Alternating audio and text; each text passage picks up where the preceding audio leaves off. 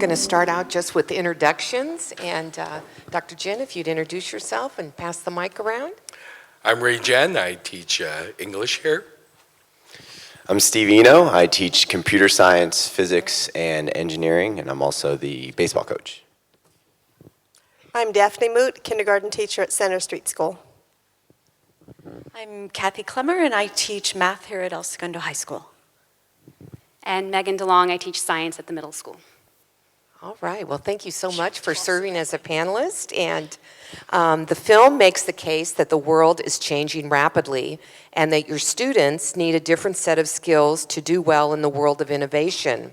Do you agree with this premise? Is it necessary for our educational system to evolve with this in mind? Is there a need to change? Anybody can start.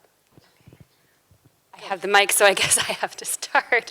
First of all, just thank you for this opportunity, and what a wonderful film. It was incredibly inspiring, and I got a little choked up at just watching how the education could be. And I think that definitely the world is changing, as very much was evidenced in the film, and if we're not serving our kids with the skills to succeed in that future world, then what is the point of our education? So I do see the need for that very much so. At the same time, changing a huge system is a huge undertaking. If we make that connection to just something with more mass, right, has more inertia, more resistance to change. And if we're talking about a huge educational system, there's a lot of work to do. But watching the film, it just makes me inspired to be a part of that. My turn. So I'm the person I'm the odd man up here after that film because I'm a theoretical mathematician, so the applications I don't really care about. But I absolutely do believe we have to change education. Anybody who knows me knows that I think we should toss out grading. There's a lot of things that need to change. So the answer to your question is yes. I think looking at the beginning, as students come into me in kindergarten, I think often we should look at how we begin teaching, because our students come in so excited and we have that opportunity. And looking at some of the things that happened before me with our preschool teachers are things that we can actually push up rather than pushing down, which I see happening a lot. But I do agree that with the panel members, if you have anything to add. Yeah, just one quick thing. So I came to education a little different than most people in that I wasn't planning on getting an education right out of college. I was an engineer. And I think it gave me an interesting view at the way that teachers are trained to become educators. And I think that's one of the biggest things that need to change. I think looking at, like you said, how the skill sets are changing, we're still sending teachers through these schools and making them jump through these hoops that in reality do absolutely nothing for our students. And so I think that's where everything needs to start in terms of the whole credentialing program, in terms of what we're looking at teachers. We're measuring all the wrong things, and we're getting not the right people that are coming into education. And so until we can do that, until we can say, hey, here's a program that actually gets teachers who are passionate like these people on the video that really understand that, hey, education's not static, that we can't just do the same thing year in, year out, that the standards have to be blown up, everything needs to change. Until we can get to that point, we're just going to keep putting the same things in, and we're going to expecting something different. And so it sounds a lot like the definition of insanity to me. I think change is inevitable and largely good and progressive. I think as a school system, though, we have to ask ourselves to what is the scope of change, and is it change that we can institute by ourselves? Some things we can, but some things, as the parents noted in the film, that we could teach soft skills, but it's the tangible hard skills that are being measured, whether they can go to UCLA or USC or El Camino College or the Brown or wherever they want to go. So all by ourselves to change everything or the scope of everything we do is not probably the most reasonable thing to do because we're not an entity unto ourselves.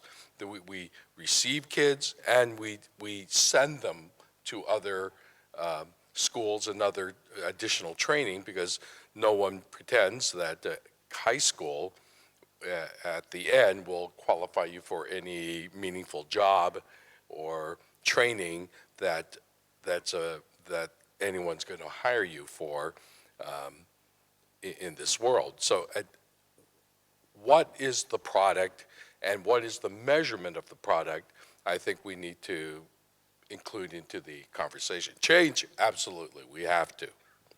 That works right into my next question. What skills and characteristics do you see being promoted at High Tech High? And what skills and characteristics do you see valued by the Ace the Test students in Denver? Where does El Segundo Unified fall on this continuum? Are we an Ace the Test, or are we promoting skills and characteristics of students that were present at High Tech High, or a little of both?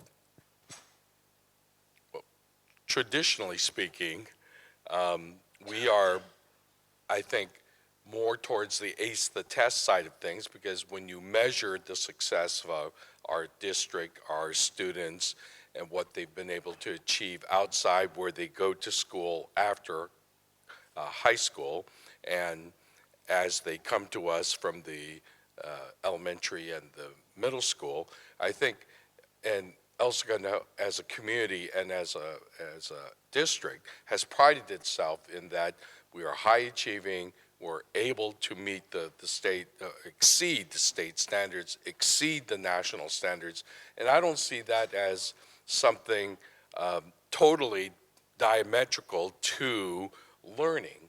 And so I think if we're smart about change, if we're smart about what we're doing, we should be able to mix that in better and to an extent that I'm not sure exactly what it's going to look like at the moment, but while we still pay attention to the people who say, look, we want to send our kids to a successful school district that'll get us and get my son, my daughter into very good schools. While we still value that, I think we want to teach and emphasize soft skills, project-based learning, and those other skills that can be learned alongside that. Yeah, I think I tend to agree that we're closer to Ace the Test than High Tech High here at ESUSD. And I think I have a story about that's very similar to what happened in the movie. I have a girl in my class who's the top of the top student. She's in physics and she's in calculus, she's in computer science. And some of you may have heard of this project called the Roller Coaster Project that's coming up at the end of the year. And students are already extremely fearful of it. And this particular student came to me as they were talking about, well, what's it going to be like and how's it going to work? She came to me and she said, Mr. I just don't see the point of the roller coaster project. I have to work with other people. Working with other people sucks. I have to depend on them. I can do everything and learn everything myself. Like, why do we have to spend this inordinate amount of time to do something that I'm never going to do? I'm never going to put straws together in real life. Like, why do I have to do this? And she's freaking out, and I'm just laughing inside because it's like, this is the system that this is what we're outputting at ESUSD. Is our best of the best is saying these things, and it's like the system is clearly broken. We are clearly not teaching our kids to value knowledge. We're teaching them the value, hey, this doesn't help me get into college. I'm done with my SATs. I'm done with, I'm gonna have my acceptances. Why do I have to spend this time doing roller coaster? I say, you know what, this is gonna be the best project for you in your life right now, and you're gonna absolutely hate it. And she's like, I hate you, Mr. Eno.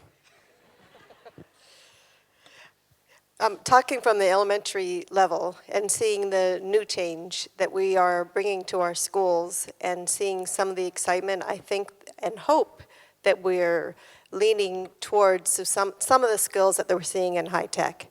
I do agree that the bulk of what we see when we're looking at each of the development of where we're going, and when we hear parents and teachers talk about it, the bottom line, people are always concerned about test scores. Teachers are really worried, making sure that we are teaching all the skills that we need to. At the same time, I'll see, and maybe it'll come later, but I'll see growing educators, our writers workshop, and see the things that are happening in our classrooms, or an example today with my kindergarten students with our new CGI math. I gave them a simple problem where we have leprechauns visiting us, and in the month of March, and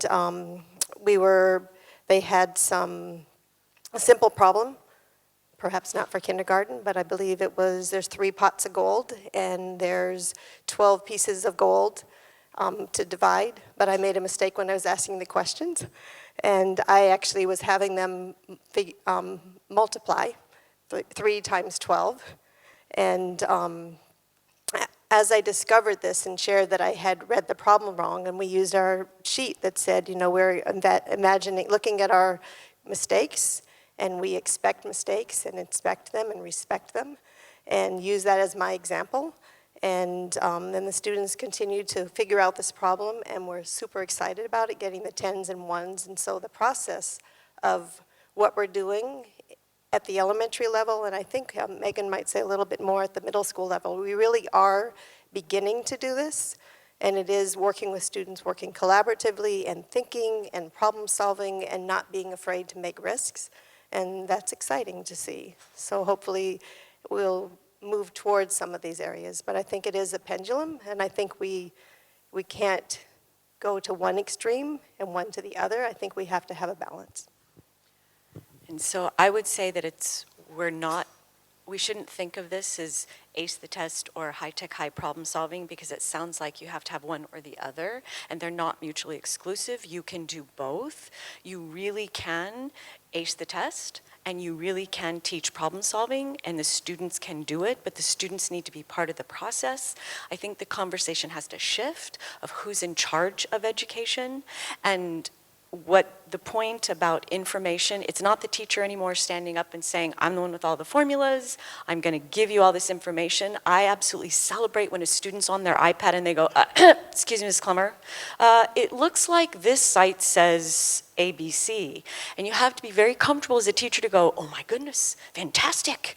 Now let's talk about what ABC really means. So it's really changing who the teacher is. That's the conversation I think we need to be having, not whether or not we need to be a project-based, problem-based teach to the test. It's what do we really want our students to know, understand, and be able to do.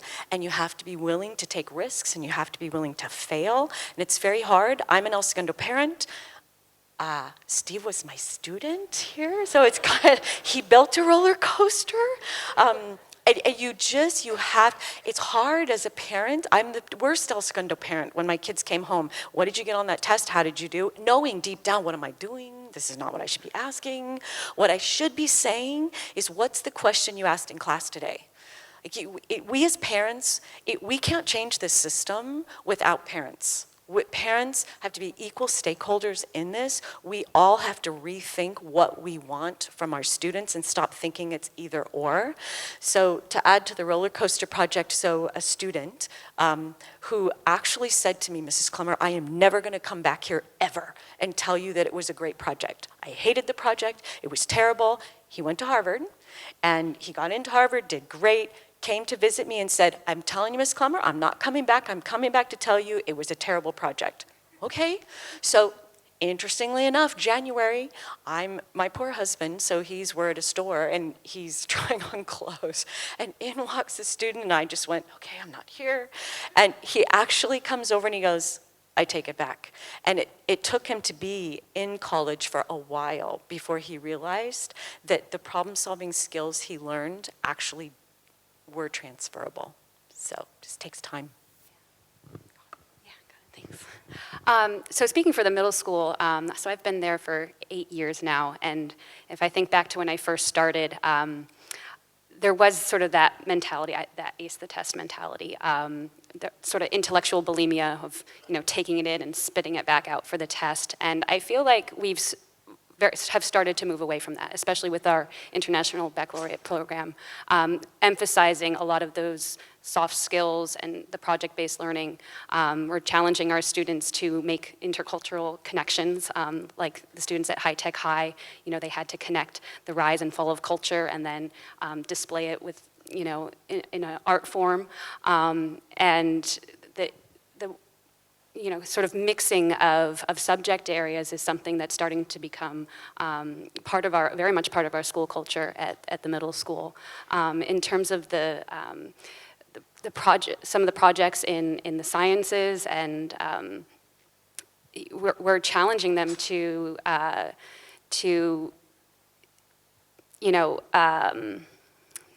lost my train of thought there, but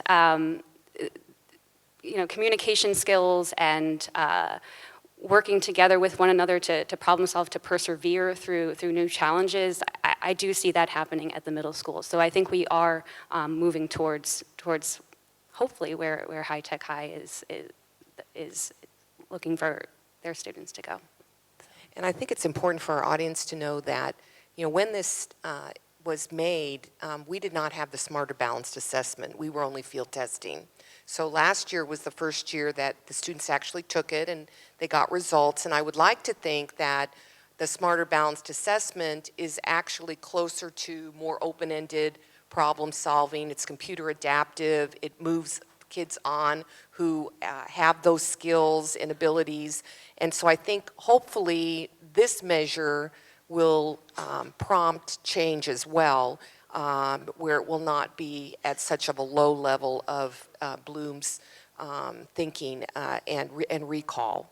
So we mentioned the roller coaster project. Are there any other innovative, current, or past success stories of innovative initiatives taking place within El Segundo at the elementary, middle, or high? And of course, we do have some parents here that aren't familiar with the roller coaster project. So perhaps we could start with just talking about what that is, how it's an integrated project, and also perhaps highlight the community service project at the middle school. So.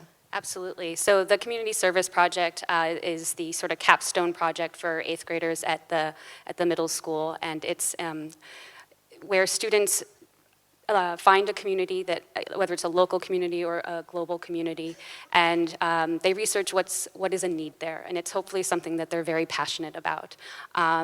They gather evidence for what the need is and devise an action plan to address that need in that community, and then carry out that action, and then are in charge of actually presenting it and reflecting on it as a result. So it's entirely student-driven.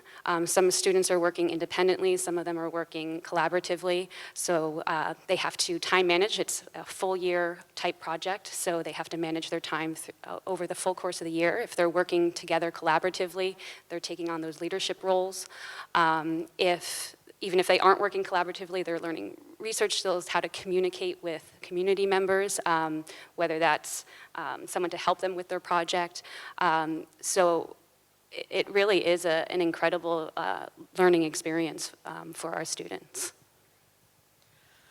So I'm not going to describe the roller coaster project. I'm going to have Stephen Eno describe it, because he took what for me was just a little math project and turned it truly into an amazing engineering, artistic experience that's absolutely amazing. The one element that is kind of cool, and it's just so cool and unique about El Segundo, is that the project is designed so that when you're in AP Calculus and AP Physics, those are the two groups of students that actually are required to do it as their senior project. The second graders from both Richmond and Center Street actually come over and run the roller coasters. So our high school students, part of their grade is when the second graders run the coaster, which initially freaks out our high school students, but they realize pretty quickly that second graders have a magic touch.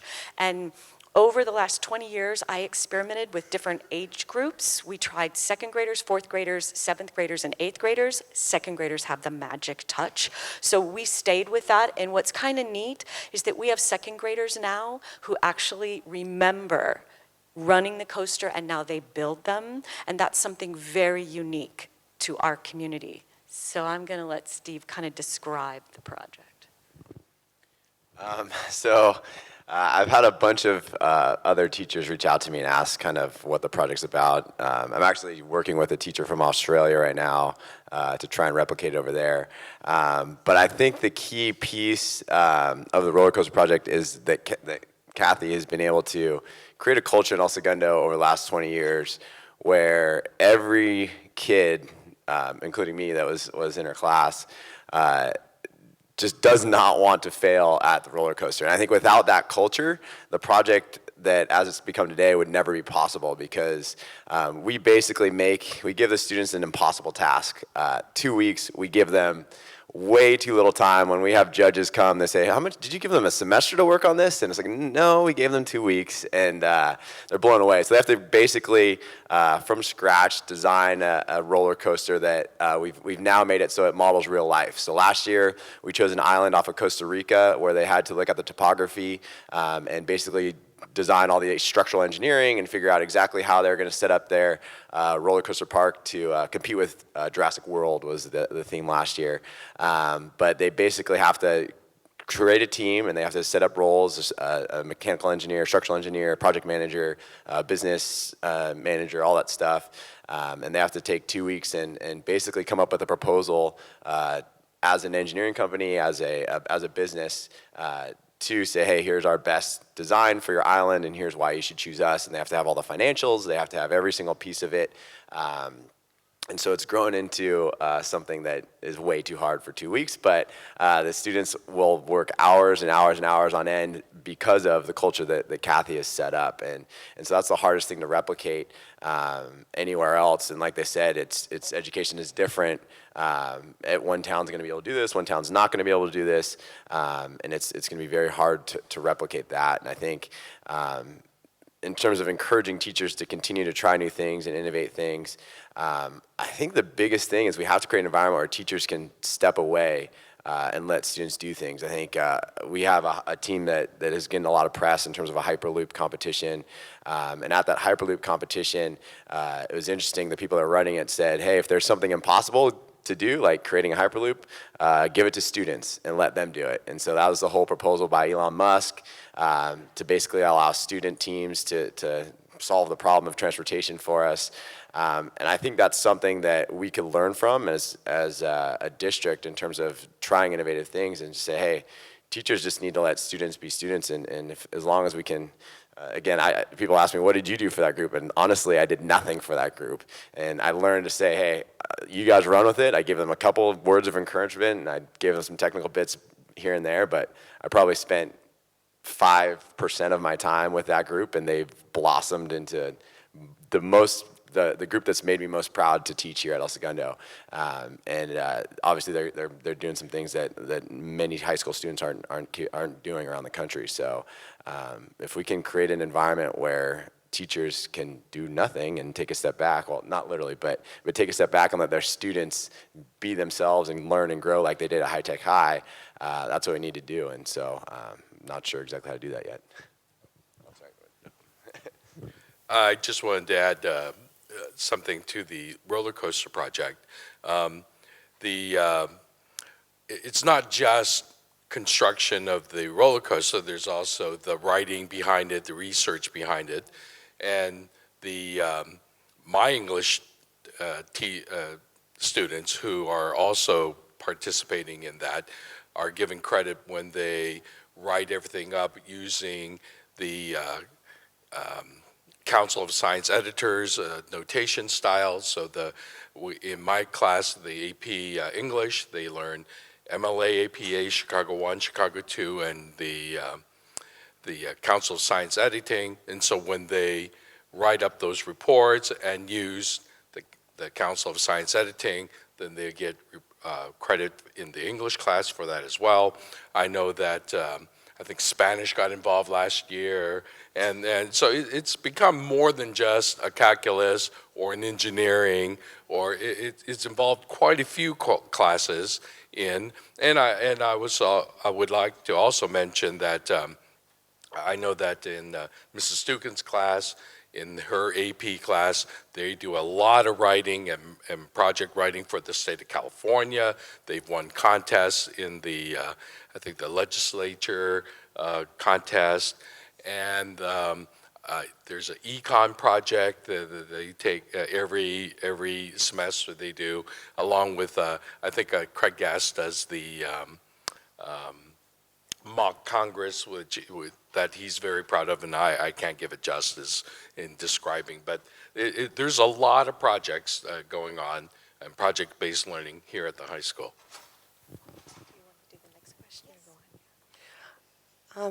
How much of a role do students have in creating and defining projects? And are students encouraged to take chances, risk failure, and learn how to deal with setbacks and recover?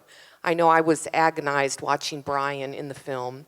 I'm a mother of 3 boys, and my heart just went out to him. But in the end, he was given the time and support, and he persevered, and he triumphed. So in kindergarten, I'm sure you see this, Mrs. Moot. So. Yes, for students, when they first begin, they're certainly, as I said, they're very, very excited, but they also are anxious to do the right thing. And we want to make sure that we give them all the tools and allow them to make mistakes and know that their mistakes are okay. And I just lost my train of thought. But earlier Steve was talking about giving the teacher stepping back and giving more time for the students to learn. And those are the environments that we're trying to create in our classrooms, where I'm speaking more and I'm giving the students all these opportunities, whether it's through reading at an opportunity where the students are, in the beginning, they're thinking, well, I don't know how to read, and I have my books sorted, and they learn very quickly that there's many books in there they can read. And starting from ABC books are very familiar books that they're reading, and they're building that incredible excitement and showing that their self-confidence is growing. In the area of math, as I said before, when the students now are learning to celebrate their mistakes and knowing that if we don't make mistakes, we're not going to learn. And they're learning not to give up. And I see students going back, asking, I want to count this collection again. During about a third of my day is child-directed, where they're making their choices and going to different centers, and my students are choosing to write books and write notes and going to the math centers as much as building the blocks and doing those things. So for me, it's all about the brilliant failure, and it's very hard because by the time the students come into my class, they've been in a system that has reinforced this idea that it's all about the right answer. You have to get the right answer in order to be successful, and we have to be really careful to realize that that's important to students, and to just immediately say, oh, it's okay to fail. By the time they're 17, that does not go over well. So it's a process, and back to what Ray was saying, we have to change the whole system so that students actually carefully embrace failure, find failure incredibly useful, and that goes back to the teacher. Because you have to really, really work hard to help that student. Like Brian in the film, that teacher was there in the summer still working through.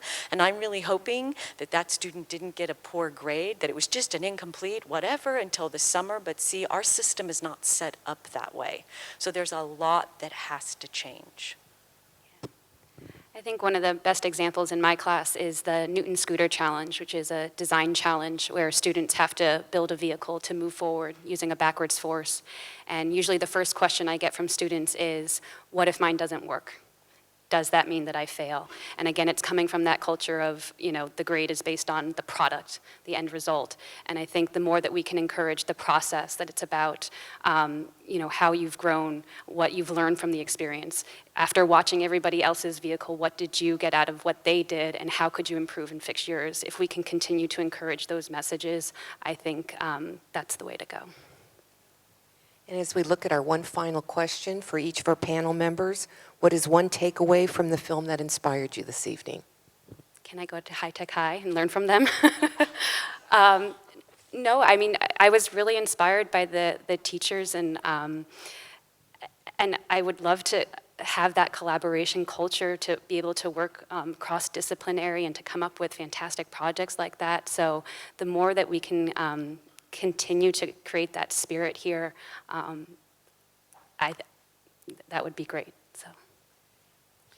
So for me, it was that Brian failed, but that wasn't the end, and that he kept going, and he and the teacher worked together, and they learned from failure. So that, for me, is inspiring. So many. I think watching all those parents come in on that day when they were doing their projects and seeing the amazing result and the process, and also watching the students at the end talking about what they learned and being excited about the opportunities that we have currently in our district with our changing trends, are working towards going through more of being more concerned with the soft skills and knowing that that's what we're doing in our district. It's not going to be an easy change. Parents come in, well, I'm going off, but parents come in, I just want to share this at the beginning of kindergarten, and they're really anxious about their children learning how to read now because the standards are getting pushed down so much. And this film reminded me of what I know each year because I have this experience, and I'll tell the parents, throw out those flashcards. I'm going to immerse them in print. Trust that they're going to get here. And that's what I saw with those teachers, that they trusted the process, and they knew that if they stepped back and gave the children this environment, they would be able to succeed. I was inspired by a couple of things. First of all, I'm inspired that our leadership here in the district was able to show this movie. I think it was an awesome step in terms of getting out there what needs to change in education. But I'm also inspired by kind of seeing and hearing that everyone does things a little bit differently. For those of you that know me, I have a lot of ideas around changing education, and I think this film was the right step. I think there's a lot more that can be done. I disagree completely with them that good education you can't repeat good education from place to place. I think there's a lot of advanced statistics out there that we can start gathering in education, and it's not trying to make a kid a stat, but I think we need to start measuring things like relationships and things like some of these soft skills. I think it's absolutely measurable, so I'm very inspired to see that there's different ways to think about it, and I'm looking forward to trying to figure out that puzzle. The part about the film that struck me was also Brian, but it is what we choose to standardize. Salman Khan, who was interviewed in the film, wrote a book called The One-Room Schoolhouse, and in it he said, education as a whole has standardized the wrong thing. We standardize time. So first grade, second grade, third grade begins in late August, ends in June. You got one semester, you have one quarter, you have one period. So what we do is organize everything around a time frame segment, and that's the wrong thing to have standardized. Where what we should have standardized was achievement. And what we have done is made time a standard, but made achievement the variable. So some kids get A's, some kids get B's, some kids get C. Shouldn't they all leave like Brian left in the summer with A's, right? So it doesn't matter if it takes some kids a little longer to achieve that, whereas, some kids could do it very fast, some kids could do it very slowly, but the achievement should be the goal. A-level work or complete understanding or mastery of a particular concept and I think as schools, if we choose to realign, that would be not a super easy adjustment, but one that is doable and still meet, what UCLA wants as far as a grade report, right? We could report that so-and-so got an A. Well, they didn't get it within that period, but they got it eventually. And so I think that's what I valued out of that.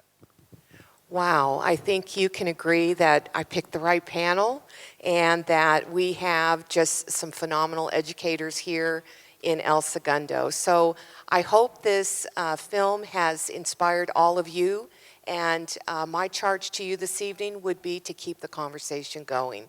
Don't let it stop in this one evening. Think about it. Let it inspire you. Let it inspire your children. Let it inspire change in our classrooms.